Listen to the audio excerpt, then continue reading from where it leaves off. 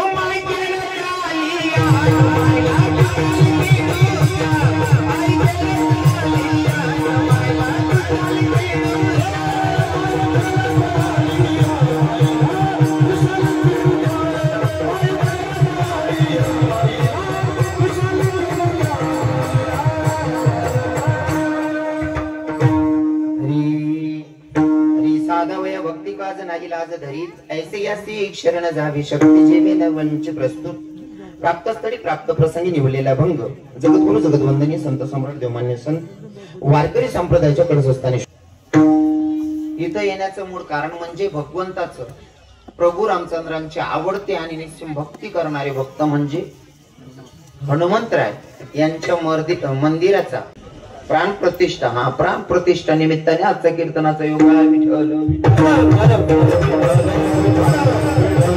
खर तर पूर्ण गावकऱ्यांची इच्छा होती की रविकिरण महाराज दोंडाईचेकर आले पाहिजे.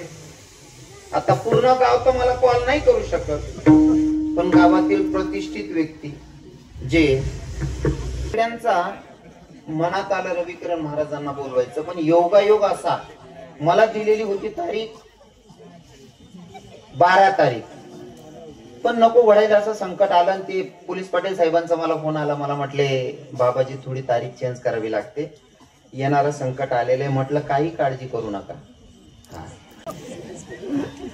पण जेव्हा मला सांगितलं की सर्व आदिवासी लोक आहेत गावामध्ये बरोबर ना आणि आदिवासी लोकांचं नियोजन आहे की रविकिरण महाराज आलेच पाहिजे. महाराज 1 तारीखने 4 बी बदलतात तरी तारीखला येतो मी. कसं असतं माहितीये का आमच्या संतांची शिकवण आहे प्रेम सुख देई प्रेम सुख देई प्रेमाविना नाही समाधान. जेव्हा पोलीस पाटील माझ्यासोबत बोलत होते ना महाराज एवढी नम्रता होती बोलण्यामध्ये. हा बाबाजी राधे राधे बाबाजी हा गुरुजी बोला ना. ते यार लोके बोलता बारे चटे ना पोलीस पाटील सरपंच इथला चांगला आहे ते गावकीतलं चांगलं होईल. हा कसं रास माहितीये का आपण जर पातेला मा म्हणजे पातेला समजणं ते बरं आहे नाही समजणं ते बोगोनामा कशी आहे मला बटी भाषा आहे ना. हा बघूनामा जर खिचडी टाकी समजा तर महिला माता असले विचारत बाय असले विचारत खिचडी शिजणी का असा हात घाले आपली खिचडी चेक करणे पडस का. हा एक शीत चेक कर एक कण चेक करली ना तरी बी कुकर भर खिचडी शिजी गे असा अंदाज सापडी जात. एकच जण फोनवर बोल राहता त्यावर अंदाज सापडायली ना गाव कसं होईल. आणि आल्याच्या नंतर मला खरंच समाधान वाटतंय. पोलीस पाटीलांची एवढी माणुसकी मी सांगितलं माझी तब्येत बरी नाही तुम्ही काळजी करू नका मी कीर्तनाला नक्की येतो. म्हणलं संध्याकाळच्या 2 सल्यांच्या बाटल्या पूर्ण करतो तुमच्याकडे येतो. म्हणे बाबा आज बी तारीख बदलाय टाकूत लागीस का त्याच्या असं येस का मत ना झोपडी जा.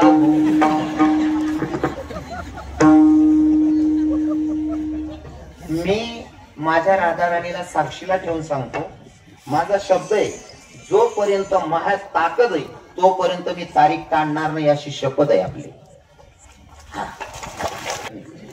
तुम्ही तारीख दिल्यावर मी मरी गो मग येता येणार नाही कारण तुमच्या परिसरात माझी जराशी टिमकी वाजवली गेली महाराज तारीख लिहिली ओना नाही असं. कोणाला बदनाम करायच्या अगोदर एकदा त्या माणसाजवळ जायचं त्याला भेटायचं त्याची खरं काय आहे ते ऐकून घ्यायचं मग त्याला बोलायचं बरोबर आहे ना. मी कीर्तन टाळेले तुम जाऊ द्या परिसरमा अख्खा महाराष्ट्रमा गुजरातमा अर्ध MP मा एक बी जण सांगती रव्यानी तारीख टाळायची हो असं. आणि तुम्हाला आवडता शब्द कोण जर सांगती पुऱ्या कीर्तन लिहून आणि तुम्ही म्हणशाल तो दंड भरेल मी ते कामच नाही करत. इथं कुठं दादा साहेब या परिसरात मग तारीख होती पिंपळनेर जवळ कोणतं गाव होतं ते हा सांबोड्याला, बरोबर सांबोड्याला कीर्तन होतं. मोबाईल वाले व्यवस्थित रेकॉर्डिंग करा आणि हा व्हिडिओ तुमच्या परिसरात जाऊ द्या. मला त्या लोकांचा फोन नाही, काही संबंध नाही. ज्या माणूसने सांगेल होतं तो संसारमा येडा होता का भक्तिमा येडा होता मला काहीच माहित नाही. त्यानं मला फोनच करा नाही तारीख ना, त्याने फोनच करा नाही. 3 दिनवर कीर्तन राहिलं मला सांगा ना महाराज तुमले ती 11 तारीख दिली होती. हो भाऊ तू ते कुठे वावर उलगेलवर कांदा माग राहणार ना सर आले मी सापडावून येणार बाबा ते कुठे उलगी घेणार रे. 3 महिना पुढे तारखा राहतीस तू लगेच 3 दिन तारीख माग राहणार कसं शक्य. म्हणे महाराज जे जाय ते बरंच आहे पण म्हणे इज्जत राखील्या म्हणे काहीतरी करा. म्हणतो चालेल भाऊ. मग म्हणे सकाळी कीर्तन होई जाय का. आता आमनाकडे सकाळ कोणले म्हणतात दिन उगच त्याला म्हणतात.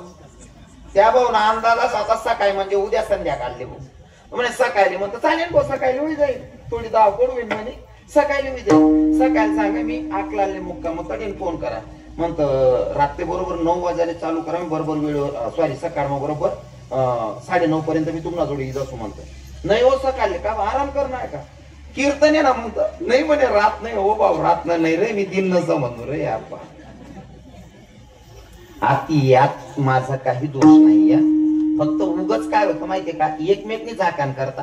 जर नवरा बायकोनी भांडण होईल ना नवराला पक्का माहितीये मी पीचने डोकं लायले पण तरी तो सांगत महाराज माले माहिती हो येईल कसं वागी राहणं बेवड्या तू वागी राहणार नाही गंदा मारतून गंधाने.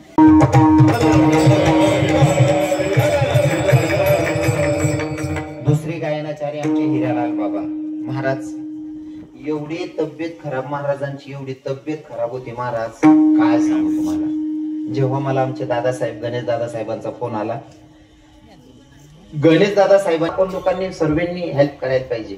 आणि तेव्हा मला खरंच माझ्या वारकरी संप्रदायातल्या महाराज लोकांचा स्वाभिमान सोबत अभिमान पण वाटत होता की प्रत्येकाने यथाशक्ती काहीतरी आणि असं संकटाच्या वेळेस काम केलं पाहिजे. आणि विशेष करून बाबाजी तरी तुम्हाला धन्यवाद देतो. तुमचा आराम करण्याच्या वेळेस सुद्धा तुम्ही कीर्तनाला आलेत म्हणजे वारकरी संप्रदायावर प्रेम आहे.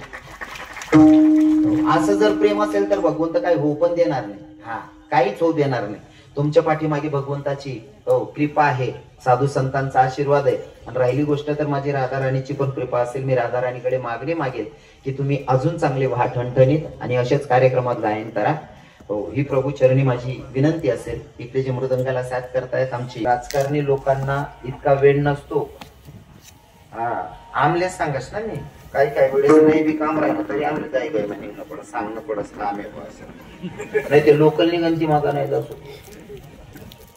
इतकं बिजी दाखवावं लागतं पण लई साध्या भोड्या स्वभावाच्या आहेत ताई. तुम्ही कीर्तनाला येऊन बसला.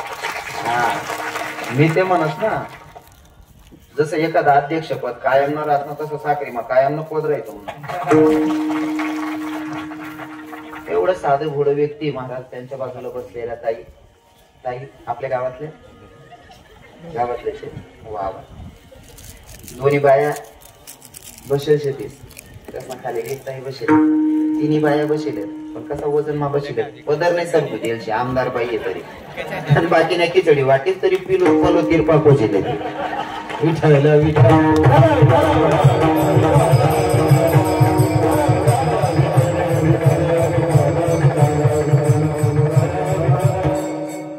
कीर्तनासाठी उपस्थित माझे जीवा भावाची सगळी मंडळी विशेष माझ्यासाठी माझे दादासाहेब आलेले. खर तर आजची परिस्थिती अशी तुम्हाला समोर चित्र दिखी राहिलं. 3 दिवसापासून ऍडमिट आहे. डॉक्टरने सांगितले माले थांबाले चालणार नाही. डॉक्टर म्हणे आवरीली शिरभाऊ बुऱ्या मर जातील म्हणे. म्हणतो हो दे मरणा तर मरणा पण देऊन करता मरी बी घ्यायचं काय व्हावं नाव राही जाई म्हणतं देऊन करता मरी घ्यावं साजुद्दीन बाबा सारखा तुम्हाला का माका उपरी जाय ना ते कृष्ण तरी नाव राहायचंय धवडी वीरमा मरणा होता बुऱ्या. तब्येतीचं काही नाही पण दिलेल्या शब्दाला जागायचंय. आणि खरंच इथं आल्याच्या नंतर माझ्या दादासाहेबांसोबत गप्पा मारत मारत आलो. इथं आलो तुम्हा सगळ्यांना बघितलं आणि मला वाटतच नाही मी आजारी मी ऍडमिट आहे असं वाटतच नाही. महाराज साऊंड सिस्टीम 1 नंबर आहे. दैवलची साऊंड सिस्टीम म्हणजे 1 नंबर. मला चिंता राहतो ना परिसर मा येवान पहिले कोणती राहील साऊंड सिस्टीम.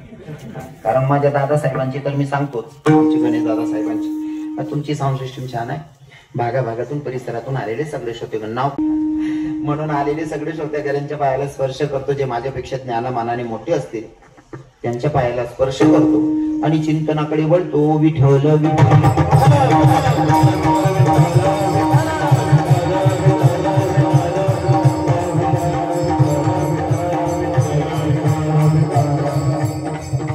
अभंग आहे तुकोबारायांचा. कोण तुकोबाराय? ज्यांची 65 लाखाची जहागीर लोकांना दान करावी ते तुकोबार आहे. कोण तुकोबार आहे? जाडोनी संसार वैसल्य अंगणी ते तुकोबार आहे. कोण तुकोबार आहे? संसाराच्या नावे घालून या शून्य ते तुकोबार आहे. आणि ते तुकोबार आहे. या अभंगातून कोणत्या देवाला शरण जायचं असं तुकोबाराय सांगताय तुमच्यासारख्या माझ्यासारख्या साधारण जीवाला. जर तुम्हाला भगवंताला शरण जायचं असेल तर कोणत्या देवाला शरण जायचं? कोणत्या देवाला शरण जायचं हे तुकोबाराय या अभंगातून सांगताय. विठ्ठल विठ्ठल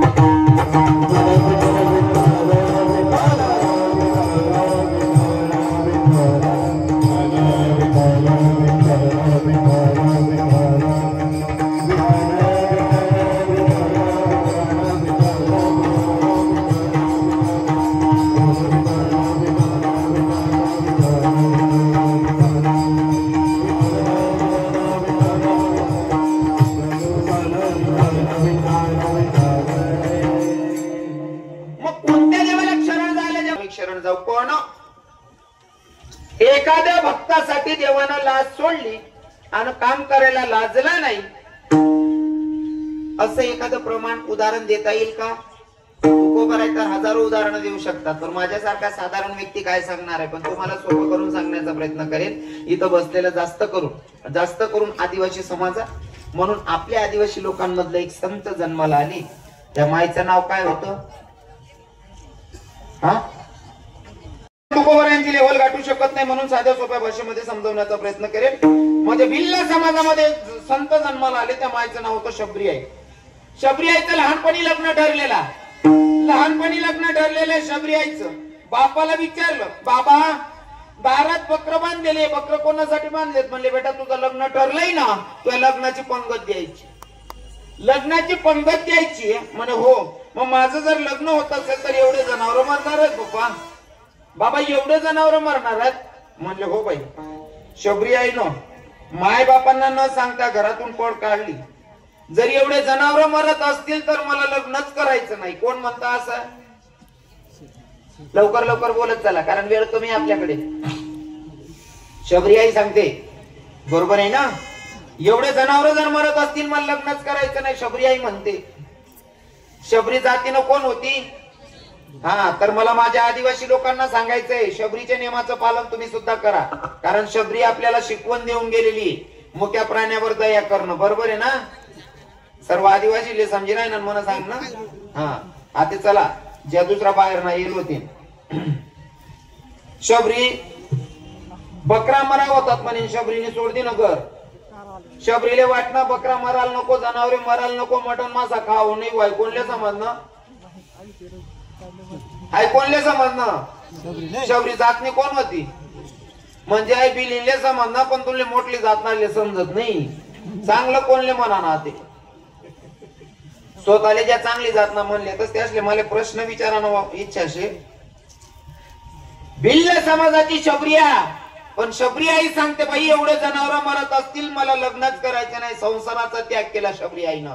हो, आणि तुम्ही स्वतःले बाकीना चांगली जात ना म्हणणारा, चांगली जात ना म्हणणारा सांगतस मालकाने ठेसा मग काळ्या टाकाचो ठेसा सवाद देत नाही. हो ठेसा काड्या तू फाशी बिशी मरदार आहे. हो ठेसा मा काड्या बोलगेल वावर. विठ्ठल विठ्ठल. शबरी आईने घरातून पळ काढली महाराज. अरण्यात राहायला लागली ग. मातंग ऋषींच्या आश्रमाजवळ सेवा करत होती मातंग ऋषींची. आणि एके दिवशी मातंग ऋषींना वाटलं, अरे आपल्या कुटियाच्या समोर सडा रांगोळी करतोय कोण? एके दिवशी पहाटे उठले, बघतात तर शबरी सडा रांगोळी करून तुळशीला पाणी घालून जात होती. मातंग ऋषींनी बघितलं ना, आवाज दिला, बेटा कोण आहेस म्हणले. शबर राजाची मुलगी शबरिया. बेटा इथं येण्याचं काय कारण आहे? सगळा वृत्तांत सांगितला. माझं लग्न ठरलेलं, माझ्या बापानं माझ्या लग्नाची पंगत देण्यासाठी बकरांची दावण बांधून ठेवली. जनावर मरणार होते म्हणून मी घराचा त्याग केला. नरण्यात येऊन राहते गुरुजी. हो, काय भाव असतील त्या मायचे नाही का? हो. आता बघा गुरुजीला सांगते तोपर्यंत मातंग ऋषींचे सगळे शिष्य परिवार बसलेले होते. त्या शिष्य परिवारांना कळलं हो इथं जातीची भिलीन राहते. हो ही भिल्ल समाजाची बाई ही पोरगी इथं राहते आणि हिच्या पदस्पर्शाने ही भूमी अपवित्र झालेली आहे आणि या भूमीवर आपण पण चाललोय म्हणजे आपण बी अपवित्र होईल. मग चला म्हणे आपण तीर्थक्षेत्रावर आंघोळ करी येऊ.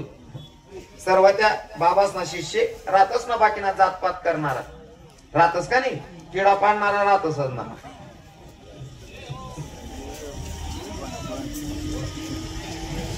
किडा पाडणारच ना जर सांगा ना दादासाहेब मी 2 तास तेच सांग सरू काय द्या.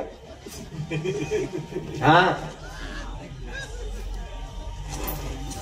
तो काटा काढाले तेच म्हणा मी किडा पाडणारच ना सांगत. एखादा पोरगा जर काही करायला निघणार त्या गली आली म्हणा गाव म्हणा 2 किडा पाडणारा राहतो वयल डबा म्हण भाज्या वयल डबा ते नाही समजा सोपं गरी यम न बात बोल. या रिकाम टेकडा वट्टावर वाटतस आणि या राहिले सांगतात अरे तात्या भाऊ साहेब ना पोऱ्यात काय बी करस रे. अगो तात्या त्यांना तीन जास्त नीच रास जाऊ दे रे त्यांना येडच झालं ते. या दोन्ही त्याला येडा म्हणतस आणि तो पोरगा सक्सेस होई ना का. या दोन्ही आपण पेडा मागाल त्यांना अंगण माग बावड्याव पेडा बिडा काय खावडा ना भूक आले तू जवळ काय करणार का तवय किडा पाड राहता का रे. आता सक्सेस होई घ्या ते पेडा काय खावड राहणार तुले काय लाज शरम काय नाही कराय. हा आपला कानादेश मा एक म्हण आहे माल नाही आवरून कसाल घाबरू. या बिनला ना लोक राहतात पण तुमले सांगस तरुण भाऊसले जीवनात जर सक्सेस व्हायचं असेल ना तर भुकणाऱ्या कुत्र्यांच्या नादी लागायचं नाही. भुकणारा कुत्र्यांवरशे लागणं म्हणजे आपण आपला वेळ वाया घाल राहिलो अजिबात ध्यान देवान नाही. तुम्हाला अजून एक या वर्षाचं नवीन उदाहरण सांगतो. घोडा नवरदेव जर घोडावर बसना नवरदेव जर तुमले सुरक्षित मंडप पर्यंत लई जाणं शे तर त्यांसाठी घोडाले झापडी लावणं गरज नसे. बरोबर आहे ना. घोडा 50 लाखाचा असू द्या की 50,000चा असू द्या जोपर्यंत झापडी नाही तोपर्यंत नवरदेव सुरक्षित जाईन यानी गॅरंटी नाही. मग नवरदेव सुरक्षित जर पोहोचणार नव्हे घोडावर बसाडीनी ते घोडाला झापड्या लावाना का त्याला आता त्यांना दिखालेच नाही पाहिजे.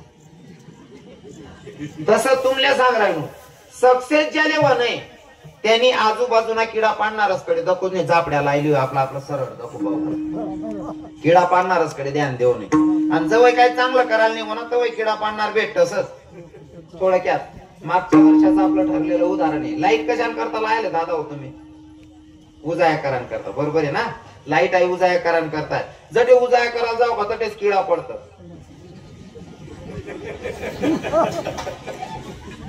सोपं आहे नाही जटे चांगलं करायला जाऊ का तटेच किडा पडतात. आता कीर्तन नियोजन करू तुम्ही पडा चांगलं थोडी म्हणवई हो तिने बाई ना काय दांगडू घाला बोगा राहतच ना तसा 2-4% नाही का. हो जेव्हा तुम्ही चांगलं करायला निघतात तेव्हा नावं ठेवणारे असतातच यांच्या नादी लागायचं नाही. आपण सांगू का तुमले का सांगत मी ठोकत ठाकत आजपर्यंत पोहोचले इथपर्यंत पोहोचले ना इथला सहज नाही पोहोचे झाले बयान ठोकरा खातात पोहोचले. एखादा माणूस सक्सेस व्हायना का तुमले वाटत भाई यासने बोलती मजा रास मजा इतकी सहज नाही भेटत. आंबा कावाल भेटस ना वावरमा तोडीस नाही तो इतका सहज नाही. आता 3 वर्ष ध्यान ठेवणे पडत जनावरेच पाहिजे कुत्राच पाहिजे पोरा कारले सोपं नाही शे. जो माणूस पुढे जास ना सक्सेस वस ना त्याला खूप ठोकरा काही पुढे जायला मनीषीन भोगणार वर्ष लागणे मन अनुभव तुमले सांग राहिले. जीवनात सक्सेस व्हायचं असेल कोणाच्या नादी लागायचं नाही. हा मी एक उदाहरण सांगू पहिले आज इच्छा वैराने सांग देऊ का मग तिथला ते पुरा वसूल करतो ना.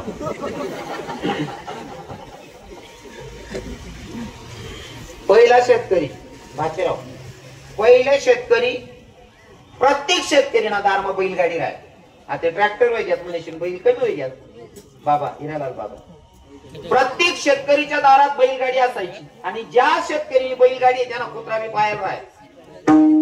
बरोबर आहे ना. प्रत्येक शेतकऱ्यांना कुत्रा पाळायला राह. पण कुत्रा इथला खानदानी इथला हुशार होतात ना. शेतकरीनी गाडं धुरावं बैलगाडं की लगेच तो बैलगाडा मागे चालायला तयार राहील.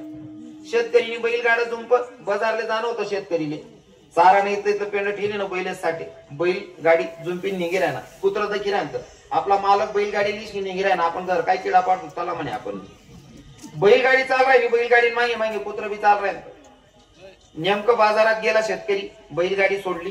सोबत आणलेलं वैरण होतं. बैलांना टाकला चारा आणि बाजाराला निघाला. कुत्र देखील आपला घेईल बैल चारा खायला ना. आपला मालक बाजारले निघ्या. आपण बुके बुके कौल कोणाटे गोमा लावानं म्हणे. मग ते कुत्र बी पोटभरांसाठी फिरायला लागणं गावात. फिरता फिरता बरंच लांब निघी. तोपर्यंत मालक बाजार करून आला. बैलगाडी जुंपली आणि मार्गस्थ झाला. थोडा वेळ नंतर कुत्र त्या जागावरून जे कसं तरी बैलगाडी बी नाही मालक बी नाही. मग कुत्र्याच्या लक्षात आलं इथं बैलगाडीही नाहीये आणि मालकही नाहीये. म्हणजे नक्कीच माझा मालक परतीनं निघाला असं. मग आता कुत्रा परतीनं घरी जायचंय. इकडनं येताना मालक बैलगाडी सोबत होती म्हणून कुत्र्याला कोणाचा त्रास होता का? बाजीराव बाबा अजिबात. आता एकलं जा नाही. मग एकला कुत्र्याला दादासाहेब सुखना जाऊ देतस का? दुसरा नाही त्यान जात ना. ते कुत्र जीवलीन जायला का? पण बठ्ठा त्या चौक म्हणा कुत्रा नवीन कुत्र देखील गोया वगैरे घेत. एकला कुत्रावर गर्दी करत त्या. पण कुत्रा बी मन माय खानदानी होता. चारी पाय वर कर दिना पाडग शिलेनी याव करायला लागली. चित्र डोळ्या पुढे ही घेईन तुमनं. चारी पाय वर कर दिना पाडग शिलेनी याव करायला लागणं.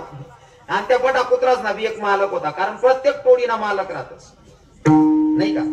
त्यासना जो मेन मालक होता तो म्हणे सोड द्या त्याले बॅग घ्या आपले ते कुत्र म्हणे आई सोपय झालं यासना तोंडे लागापेक्षा पाडग शिलेवून याव करले म्हणे.